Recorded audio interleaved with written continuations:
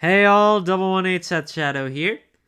So we have a few items to cover for today's Market Watch, as we do have a few things that are still moving up in value, but I do want to cover a few items to look at for potential formats as well. So something I did talk about before was how Vania has potential to go up for bats getting support down the line for the Japanese format. And so I wanted to cover a few support cards for that, including this first one here, which is Precious Blood Fangs. It's a silver that you get from Reign of Bahamut, and it comes as a promo and in one of the tournament packs, where right now there are lots of listings available, so very easy to pick up.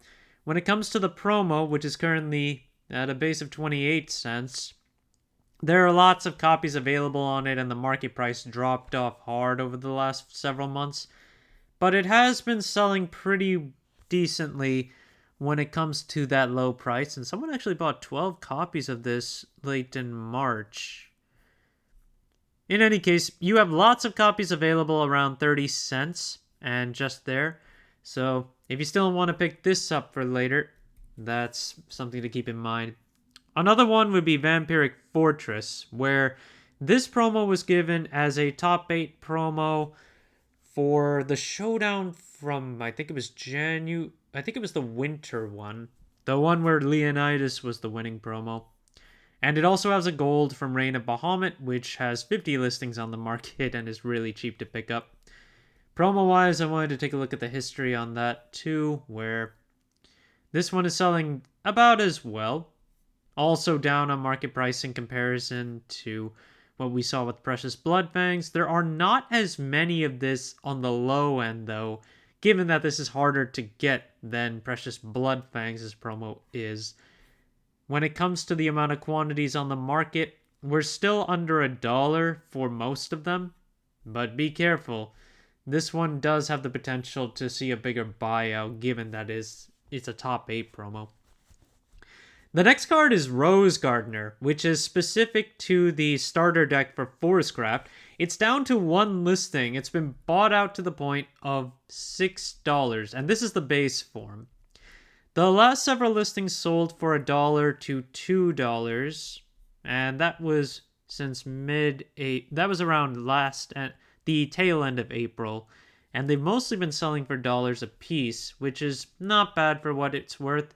But now that it's $6, that throws the whole value into question, given that the decks pretty much encompass that value just by buying them. Then you've got Playful Necromancer for the Abysscraft starter deck. This one is also down to one listing and is now $2.85 plus shipping. And then in terms of recent sales on this one, similar to Rose Gardener, it's been selling for $1. Not higher than that yet. So 285, that's still okay for this one, and this is just the base form as well.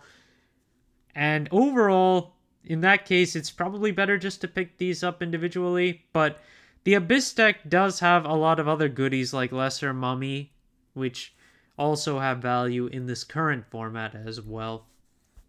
Mars, this card we haven't talked about for a bit, but I wanted to see where it's at now.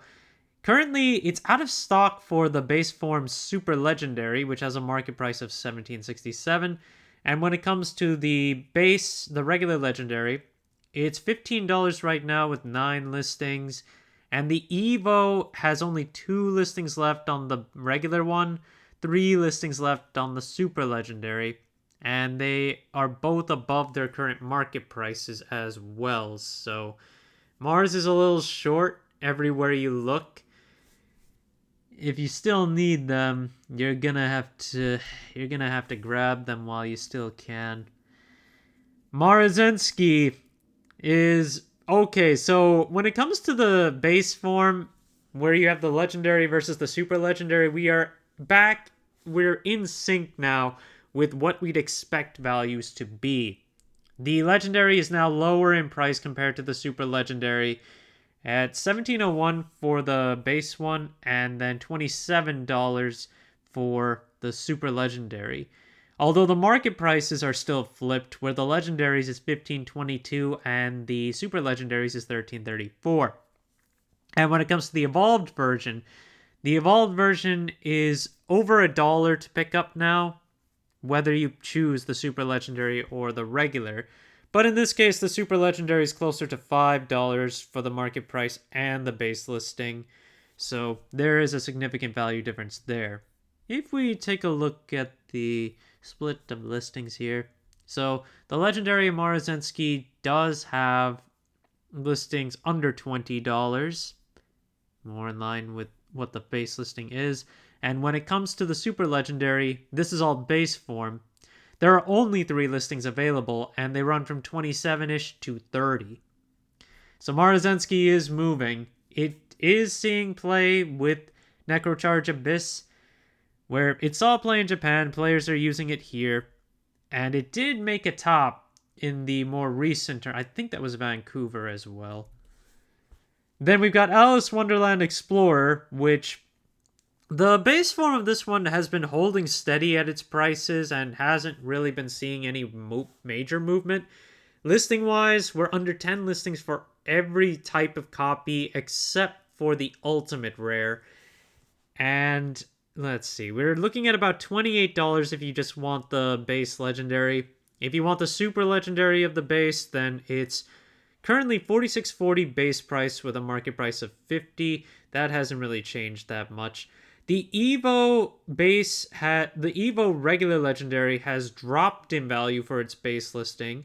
9 listings overall at $18 to start, but its market price is still $25.32. So I am curious. Let's take a look here.